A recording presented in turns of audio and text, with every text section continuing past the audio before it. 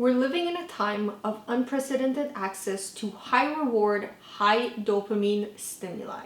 Food, news, shopping, gaming, sexting, Instagramming. The smartphone is the modern day hypodermic needle, delivering digital dopamine 24/7 for a wired generation. As such, we've all become vulnerable to compulsive overconsumption. According to Dr. Lepke, it takes a minimum of 30 days of abstinence to bring your dopamine levels back to your personal baseline. Think about it for a second. Are you actually able to avoid binge scrolling on TikTok or drinking your Diet Coke after dinner for the next 30 days? Chances are you'll need your fix long before that. Let's just take a step back and start with the basics.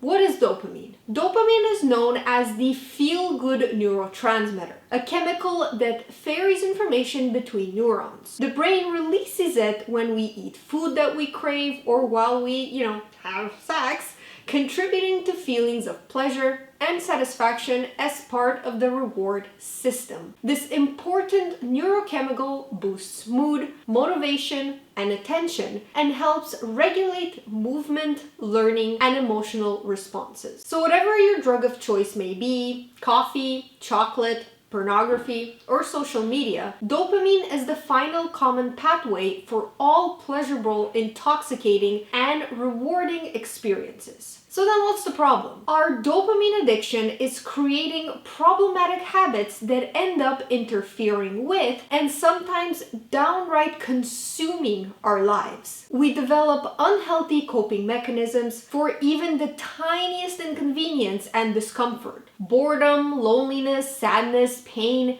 Why face hardship when we can stop at McDonald's on the way home?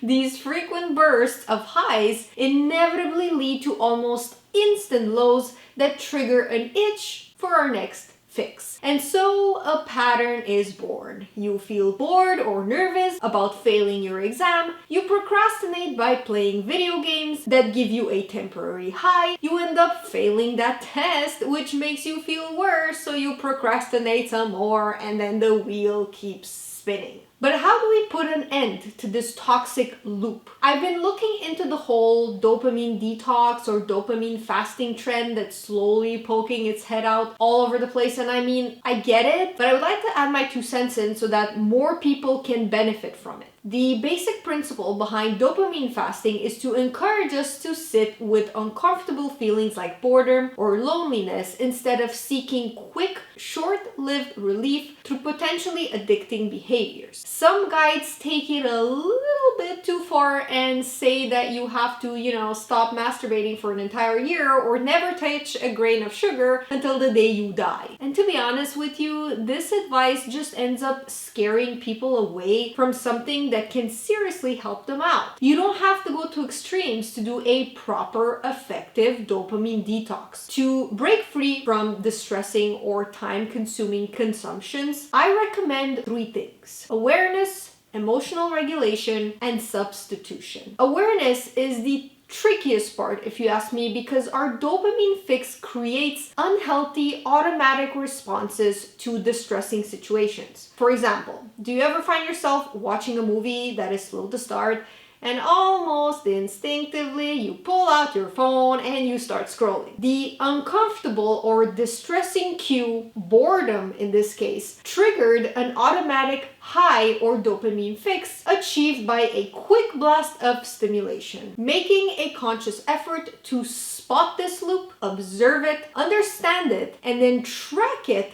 are all necessary steps in the detox journey. I always recommend to write everything down because it makes it so much easier to find patterns that way. So if you don't know where to start there. The second step is something called emotional regulation. Emotion regulation is the ability to exert control over one's own emotional state. It may involve behaviors such as rethinking a challenging situation to reduce anger or anxiety, hiding visible signs of sadness or fear, or focusing on reasons to feel happy or calm. Once you become aware of situations where you automatically reach for a dopamine fix, it's important to try to pinpoint and name the emotion you are subconsciously trying to run away from.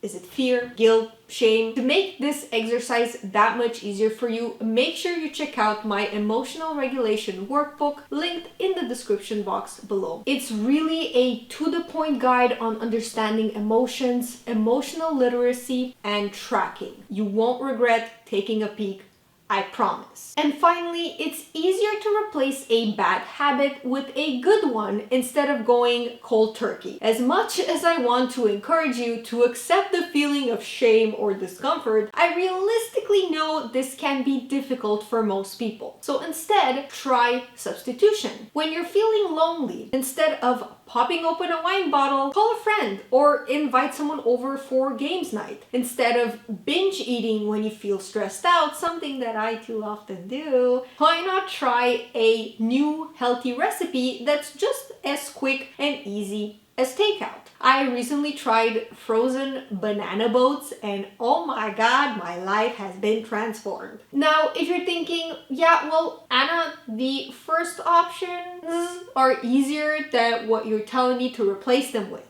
Yes, they are. This will be difficult at first, but you owe it to yourself. You really do. Before ending this video, I'd like to tell you a little bit about today's sponsor, Motive. If you're returning back to the office or simply want to add a dash of business elegance to your Zoom meetings, Motive is the best place to go when building your professional wardrobe. They offer timeless, high-quality basics that are essential staples in everyone's closet. The majority of their items are either made from high-quality materials like wool or organic cotton, and even from recycled polyester, so there's definitely something for everyone and every budget. I invite you to click the link below to take a peek at any or all of the items I've tried during this mini clip. Thank you so much for your support. Bye!